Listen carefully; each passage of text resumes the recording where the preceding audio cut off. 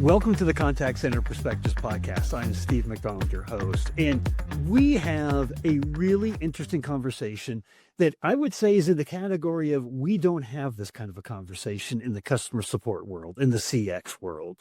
And we're going to talk today about how do we drop our victim mentality to create success? What's getting in our way? Why are we sabotaging ourselves, right, in order to create that kind of success? And on today, we have Kel Kurekgi. And Kel, you are the director of support for Zapier, and that is a huge role. We all know the company. And what I love about your background is a number of different things, but you've been in customer experience for about 15 years to start with. You started out in the entertainment industry. You were writing scripts. You had a TV show. You had a script that was on air internationally for like 15 years. A lot of people would say that's a lot of success. How come you came over to this world, right? It was something I've been working towards for a long time. And it's one of those things where it's like, you know, you have this dream in the back of your mind, right? And you're really pursuing it. You go for it. And then it's done. And then you're like, is this it? Is this what I've been working towards? So it was, the more I worked in media, the more I hated it. I was just like, what am I doing here? And then from there, it was pretty much understanding that there's this other side of my life that I've kind of been doing on the side, you know, whilst I was trying to climb the ladder in media, because media doesn't pay very well until you get right to the top, right? Whilst I was doing these things on the side, a lot of it was around with people, to sales, customer service, that sort of stuff. And I was like, you know, I'm actually really good at this other thing and I enjoy this other thing. So what am I wasting my time on this side for? And every now and again, I think, you know, maybe I'll write another script. And then within about 30 seconds, I'm like, no, I won't do that. I will take an angry customer call over having to write more. I think that makes all of us feel a lot better, right? That you gave up that high profile life for what we're all doing here. But what we're going to talk about is, I think, so phenomenal. Now, one thing that we didn't talk about your background is that you've not only all the years of customer experience, but you've spent time in sales and you spent time in project management. But there's a big part of sales in customer support, right? A huge part of sales. Before we get into the other topics, how do you see the similarities, right? And what can we learn from that? Yeah, and there's a bit of a taboo here, right? Because a lot of customer service or customer experience people, what I found is that sometimes they look down on sales, right? And I kind of get why, because often enough, in a lot of companies I've worked in, the sales folk will sell something. Someone somewhere will either misinterpret what the product does or what it can do, whatever.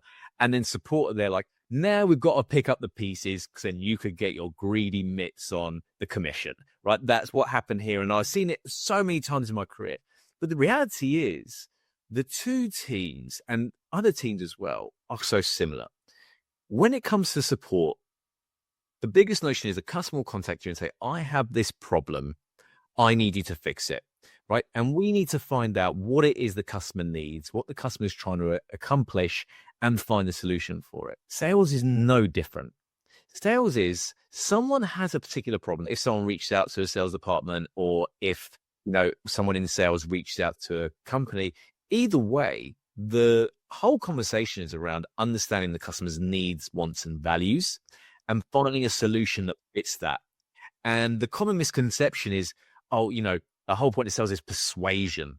That's the worst kind of sales, right? Real sales, real account management, all that stuff is understand how you can add more value to the customer, and whether it's their business or their life or whatever it might be. And in support, again, it's how can I help this customer, give them value? The only difference is it's pretty much the other way around, right? So with sales, it's kind of more proactive. With support, it's often, more often than not, more reactive. But otherwise, there's so many similarities. And I think if the two departments were to work closer together, that would eradicate a lot of the internal frictions that I've seen in my career, but also it would eradicate some of the issues that the customer ends up feeling and create a better experience throughout. Yeah. If we're feeling the friction, guess what? That's going to be translated over, and the customers, they're going to start feeling that friction, right? You know, there's actually a lot of studies that talk about happy employees, engaged employees create really happy customers, right? There's a direct correlation there.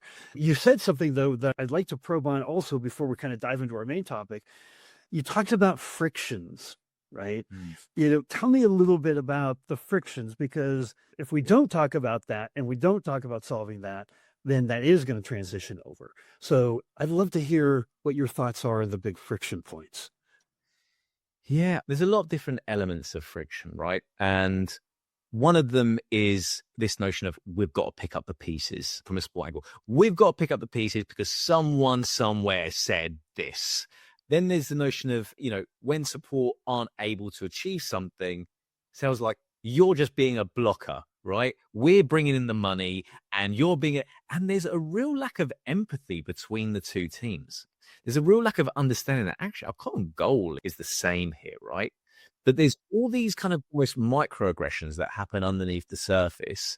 And because they're not addressed and because they don't spend time with each other, and because there's that kind of animosity, they fester. And that animosity is often built, whether people like it or not, it's often built from either current or past leaders. So, for example, when I was a sales leader, the amount of stress you have as a sales leader trying to make sure that you're hitting the numbers every single month. And then one month, like, amazing, I hit it, we smashed it, that's fantastic. And then those above are like, great, you start from zero, do it again next month. So there's all that pressure that comes from there. And then on the other side, we've got all these angry customers. We've got all these customers with issues, and we're trying to stay on top of it. We're understaffed. We're struggling here. And rather than the current leaders trying to reduce and dismantle that internal friction, what often happens is eventually one of them they'll drink their own Kool-Aid, if you like. They will sort of be like, hey, actually, we are hard done by. Oh, actually, sales do just sell whatever. Or support are just being a blocker to what I need. And it is very much looking internally rather than understanding we're all here for the same thing, right? If this company doesn't make money, eventually it shuts down. And then we're all in a position that we don't want to be in. So how do we start removing those frictions and understanding that when we kind of collaborate, when we understand and empathize with each other, we can move forward? And then that kind of brings us on to the main topic we've got today as well, because a big part of it is that notion of victim mentality. And that really, really is, in my opinion, I don't want to be overdramatic, but it's kind of rife within customer experience. Well, okay, so I want to get into that, but I have to call out something you just said there, right? There's so many similarities between sales and customer success. And in customer success, we are cross-selling, we are upselling. One bad customer experience can sour them from the brand and they're looking elsewhere, right? So every business should be focused on NRR, right? Net recurring revenue, right? So behind those NPS scores, the loyalty scores and everything is an actual revenue number that's being maintained. And we have the most conversations with customers than anybody. We have the greatest impact and influence on that. So therefore, to look at us as a cost center, right? When we're cross-selling, we're upselling, we're maintaining, we're increasing NRR, like it's ridiculous, right? Mm. So I just wanted to call that out. That's what I took away from what you were saying there, and where like upper management is kind of reverting back, right? And like they're eating their own dog food and they're looking at us as a cost center, not a value center, not an experience center. So in that context, why do we have victim mentalities? I mean, we should be holding our shoulders up high. We're like, we kind of got the controls here, don't we?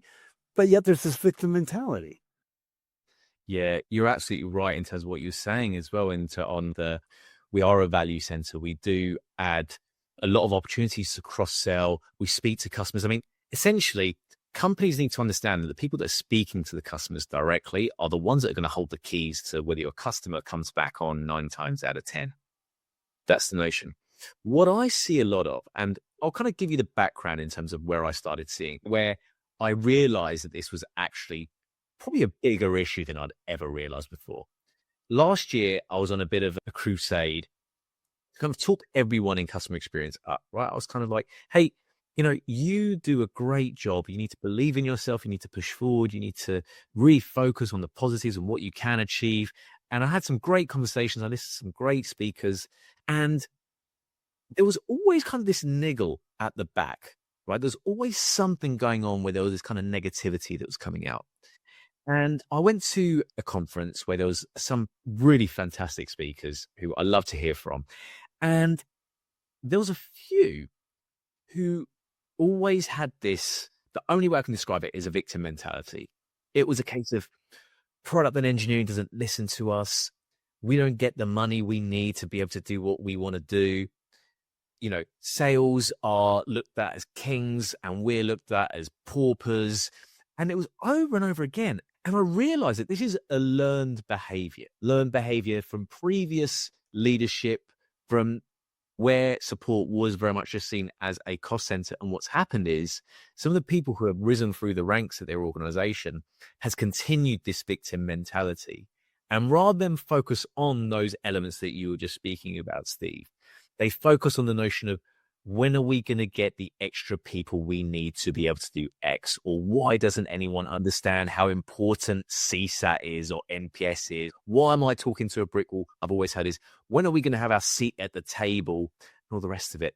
And when people start realizing that the power is in their hands to be able to tell the right story, their own seat at the table, get their voice heard, that whole mentality will shift.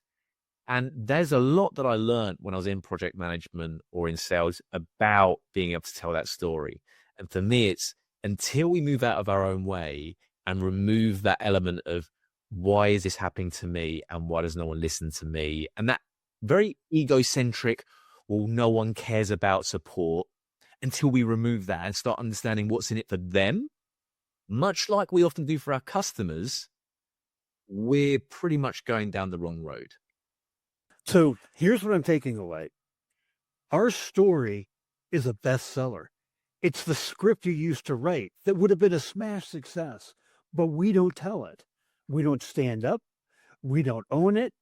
So therefore, we are our own worst advocates, right? Because if the mentality is you are a cost, you are a massive overhead cost that needs to be maintained, then that is going to erode everything that we know that we need to do, right? And how we need to grow and how we need to invest in our people and how we need to treat our customers. And average handle times going lower isn't a good thing, right? A good thing if we keep a customer for life because we spent a few more minutes on it, right? So is it a lack of knowledge and understanding? Is it always been that way, so we don't really know how to get out of our way? What's our practical path to taking ownership of our contributions and what we're doing? Yeah, the biggest issue, I think, Steve, is that this information just hasn't been passed down. Because people, unless you have an exceptional customer experience leader, the things that customer experience professionals are really into are those things that you said. Hey, how do we get average handle time down? How do we improve CSAT? How do we do X, Y, Z? And that's great for other customer experience professionals. When you start looking at how do we speak to execs? How do we speak to sales? How do we speak to engineering? The answer is, so what? I don't know. There was one a lot earlier in my career where I was speaking to a group of people and I was telling them about, hey, our CSAT is this, and we really want to get it up to this number, etc. And I must have been speaking for a good 10 minutes. And eventually someone just said, it was dead silent. And someone just said, what's a CSAT? And in my head, I was like, how does no one know? And then I realized that I wasn't talking to the audience. I was just talking at the audience and hope that someone get what was going on, right? So I truly believe that we have a list of historical leaders that we've learned from who deeply, deeply, deeply know customer experience, but they haven't done a good enough job on passing the ideology of how to sell the story, how to sell the value of what it is we do to other people in a language that resonates with them. If it's a language that resonates with other customer experience professionals, you'll get all the high fives and applauses from your own group. But what you're really craving is that quote unquote seat at the table. And until you're able to articulate yourself in a way that resonates with the person you're trying to get to buy into you and your department, you're always going to be losing a battle. So we spend a lot of time learning about our customers that we support every day. You're talking about our internal customers, right? We need to spend time learning and thinking about them. And how do we tell the story? So if you're going to be talking to, product development about what we've heard, versus you're going to talk to sales about what we heard and know, they have very different objectives, right? Yeah. You're going to say things very differently. That's what I'm taking away from what you're saying is we have to first be stewards. If we're going to tell the story well, we got to understand the people that we're telling the story to. And we got to be able to tell the story differently when we're talking to different groups. So one of the things that lives in the business world is sometimes you just have to demonstrate, right? You just have to like prove you've got the goods. Here's how we benefit from you. So a big part of that is what you just said is if we don't understand that audience, then we can't make that connective tissue, right? So do you have a story or like some kind of an example, right, where you did that well and the aha moment, and all of a sudden that department was like, okay, Kel, I get it. This is great, right? I want more. Like we got to meet regularly, right? You know, like what's a story that kind of brings this to life? Yeah, there was an example a number of years back. I won't kind of go into all the specifics. I'll kind of keep it quite high level. But essentially, we knew that there was more that our team could be doing when it comes to actually speaking to customers, having the time to speak to our customers. I worked at a company where a lot of our customers didn't really like us. I'll be honest, they weren't a fan. They were there because they needed us rather than they wanted us. And the notion that we had was, okay, how can we create like a new team of people, right? And bear in mind, if we're seen as a cost center, the notion of, hey, let's just create this new team that does this other stuff. Anyone who's asked for extra headcount in a support center would know that's tough, right? Unless everything is syncing around you, that's tough. And the notion was like, firstly, what is it I'm trying to achieve and why, right? So to really understand what the problem statement is and why I need this. And that's often where people stop. They're like, oh, I've got this problem. This is how I want to solve it. Let's move forward. And if someone does this and they're like, well, it's because you don't care about the customer. Thanks very much, right? Then the reality is, it's almost like a Venn diagram, right? You've got what your problem is and how you think you can solve it. What is the company issue? Now, people often kind of see this as high level, but you need to get really, really deep understanding of whether it's the company issue or the team's issue, whatever, just like you would if you're a customer support agent on the phone to someone, understanding what is that issue? What does it mean to that person or that company or that group or whatever to solve that issue? And once you've understood the two, if you can cross that Venn diagram, so that little section in the middle is your project, is your solution, you're winning, right? And that's what essentially we did. So if you're not sure, by the way, what the big problem is, go and ask someone who is the CEO, the head of sales. What's the thing that keeps you up at night? What is the thing where you're like, I don't want to talk about this for another day. Someone just fix it. And I guarantee one person somewhere is going to say, you know what? It's the fact that our customers just don't see the value in us. They feel like they have to pay for this service. Or they might turn around and say, you know what? Our churn rate is horrendous and we don't know why. And we don't think it's all the stuff that you're saying, right? Or like, it could be anything along those lines. And as soon as you really understood that, you dig a little bit deeper and just be like, okay, how do you know that customers don't like us? What is it that will make a customer like us? Really deeply understand and probe what that is. You can feel that little Venn diagram in the middle.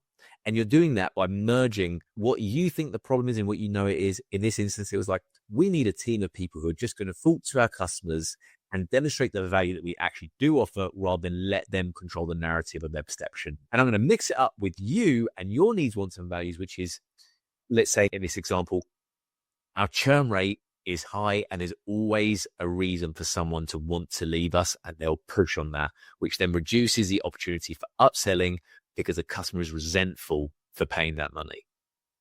So if I'm able to craft a story around what the problem is, why it's a problem, what will happen if we don't solve that problem, and by the way, I've got the magic solution here, the magic beans, the potion, the however you want to do it, that will help this. And this is the data that backs it up. If you do all that, like I did a number of years ago, and it's kind of a solution I've taken with me, or a program, if you like, an algorithm on how I've pushed forward with the rest of my career, is find that sweet spot in the Venn diagram and you're winning. And by the way, that also works in your career planning as well, right? If you're sat there and you're like, I don't really want to do this job anymore, I kind of want to work in engineering. Cool. How do you step foot in it without starting from the bottom, right? You figure out what their problem is, what your problem is, what your potential solution is. You find that cross section in the Venn diagram and you go straight into it with your story, and doors will start opening. And here's why I think it's so important, right? These are all about relationships. And I kept thinking when you were talking, I'm like, I need to do that more with my wife. I need to do the Venn diagram with my wife, right? Because it's about creating a relationship where you're helping, you're supporting them, and you're just finding the heart of it, like the core of that, right? So here's something that I want to do, and that's a significant takeaway. I want to reconcile something that you said at the beginning of this podcast. Okay. So you're the director of support, right? At Zapier. But you said, I've been in customer experience for 15 years. What is the difference between support and customer experience? Because we use these things interchangeably all the time, right? And so I think in getting your definition, I think that's going to help us in terms of also uncovering what do we do practically? How do we get past this victim mentality? Let's really understand what it is we're doing. The support is one aspect of the experience, right? And this is where I think a lot of people aren't utilizing their full skill set.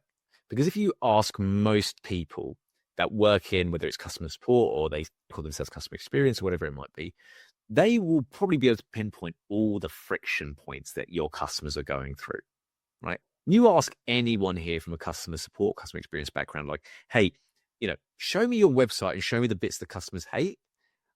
Well, it's on the phone, on the front line, or answering emails and say, this bit, this bit, this bit, they really hate this bit. They'll be able to list those out. And the support element is often, how do we stop people from contacting us? Or when they contact us, how do we help them through that? The experience bit is, how do we stop people from contacting us, but love the journey throughout? And that for me is a really important definition, right? So for those that don't know, I work at Zapier. We're an automation platform. We deal with like AI orchestration, so helping make everything more streamlined and more efficient in terms of automation. And that's a perfect way for me to kind of really sink my teeth in and be like, how should this work? Because let's face it, we work in an industry, especially if you work specifically in customer support, we work in an industry where if someone's contacting you, they don't want to be contacting you. They want to be doing anything else, right? They want to be spending time with their kids. They want to be spending time going and watch the football. They want to be doing anything rather than having to contact someone and speak to them, with a few exceptions, right? I know the older generations sometimes like speaking to people. If it's something very important, then people are like, I'm not sure. Yeah, if I want to trust the robot to do that, I'll feel more comfortable to speak to someone and explain the problem is, or accessibility issues, etc., etc. However, the majority of the time, people want things to be frictionless and effortless and just rock up somewhere and have what they need in front of them. And for me, customer experience is giving them that. So that's kind of the main difference between the support side and customer experience side. Well, it's really interesting because a couple of years ago, McKinsey did a study and they looked at over 400 companies that were highly profitable, huge return on shareholder value, B2C companies, B2B companies. And they found that the number one differentiator across all of those companies was CX. Like it's the new competitive advantage, right? When AI and ChatGPT is like writing code and like our product features and differentiation, that's not long-term sustainable competitive advantage, right? But the more that we know our customers and serve them and create the experience like you just explained there, that's how we win, right? And so that's why it's such an important difference. Like if you had a recommendation for everyone that's listening here that sees themselves in customer support in terms of what they should be thinking about in terms of customer experience, like what would you want them to know? I kind of came up with this term at a previous company called PESH, right? And it stands for personal, empathetic, simple, and human. And for me, if you're on the front line, Make sure every single person that contacts you, whether it's on email, phone, whatever, make sure you are approaching it in a personal, empathetic, simple, and human way. And you're already halfway there. If you're looking at the overall experience, go through it and you're doing the same thing, right? Where can we be more personal? Where can we be more empathetic? Where can we make this simple? Where can we make this feel human and connected and it's not just cold and heartless, right? If you're starting to do that and you're starting to have the mentality and really plan out what that experience looks like and making a difference, that customer experience, that is when it becomes a key differentiator. If it's a notion of, and don't get me wrong, like some people get quite uppity and they're a bit like, yeah, but our company always looks at cutting costs. Every company looks at cutting costs. Every company is only interested in making money. That's the point of the company. Otherwise, you probably want to work for like a non-profit charity somewhere. You know, that might be better off. You probably won't get paid as well. You might have to volunteer, right? If you go and get paid, you know, you have to keep costs low and keep income high, right? That's the whole thing. But just because you're having to keep costs low doesn't mean that you're unable to still implement that personal, empathetic, simple, and human experience throughout. And if anything, having a leaner organization makes you think a little bit more outside of the box and think, how can we implement automation in certain places? You know, what are our internal customers, as in the rest of support, sales, whoever, what are they struggling with? And how can I fix that so then they can offer better experiences to our customers? You know, I think we sometimes get so wrapped up. We have the blinkers on in our own world where we're not able to sometimes take a step back and realize that there's a lot more you can actually influence if you allow yourself to do that, if you allow yourself to sit back and look at the bigger picture. One thing I'd say to everyone is if you haven't given yourself time to really take a step back and look at where all the problems are and think, you know what, if I could do something, if I could do anything, what would that look like? And then seek it out like a dog chasing a car, you know, just go for it and see what you can identify. Because as long as you can break away from that, why always me? Why can't I get what I want? Why does no one care about my department? Why are they always trying to cut costs? Why are we seen as a cost center? As soon as you can break away from that and start flipping the script a little bit on yourself, the things you can achieve are endless.